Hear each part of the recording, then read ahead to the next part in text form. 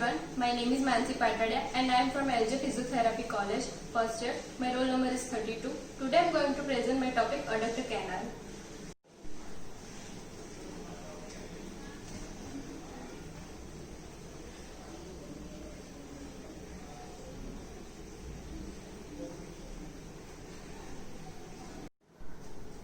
Now first, features. This is also called the substatuary canal or Hunter's canal. John Hunter was an anatomist and surgeon at London.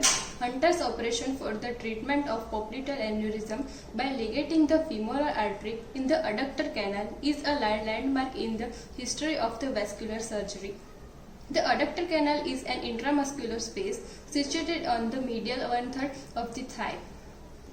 Next is extent. The canal extends from the apex of the femoral triangle above to the tendinous opening in the adductor magnus below. Next is shape. The canal is triangular on cross section.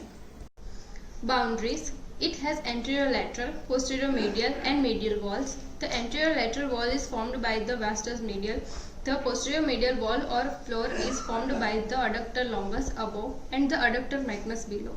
The medial wall or roof is formed of a strong fibrous membrane joining the anterior, lateral and posterior medial walls.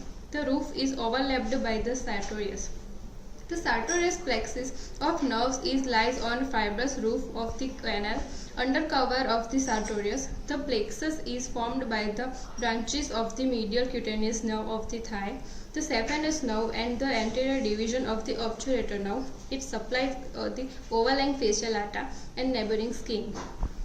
Next is contents. The femoral artery enters the canal at the apex of the femoral triangle. Within the canal, it gives off muscular branch and a descending genicular branch.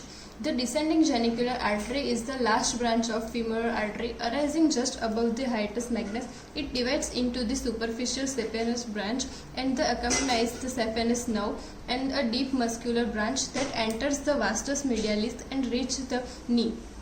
Femoral artery leaves the adductor magnus muscle to continue as the popliteal artery in the popliteal fossa. Second, femoral vein begins as the upward continuation of the popliteal vein from popliteal fossa. The femoral vein lies posteriorly to the femoral artery in the upper part and lateral to the artery in the lower part of the canal. And third, the saphenous nerve crosses the femoral artery anteriorly from the lateral to medial side. It leaves the canal with the saphenous artery by piercing the fibrous roof. Fourth, the nerve to vastus medialis lies lateral to the femoral artery and enters the vastus medialis in the upper part of the neck canal.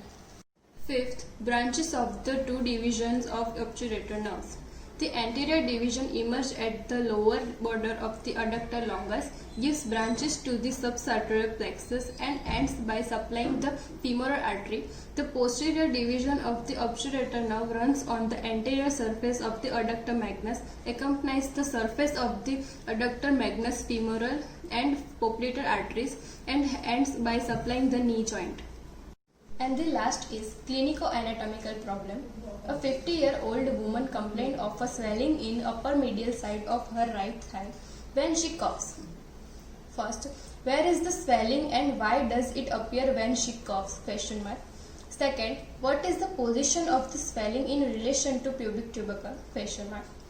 The answer is, the swelling is the femoral hernia which appears at saphenous opening when she coughs due to raised intra-abdominal pressure. The swelling is inferior lateral to the pubic tubercle. The femoral hernia is more common in females due to the larger pelvis, larger femoral canal and smaller femoral vessels.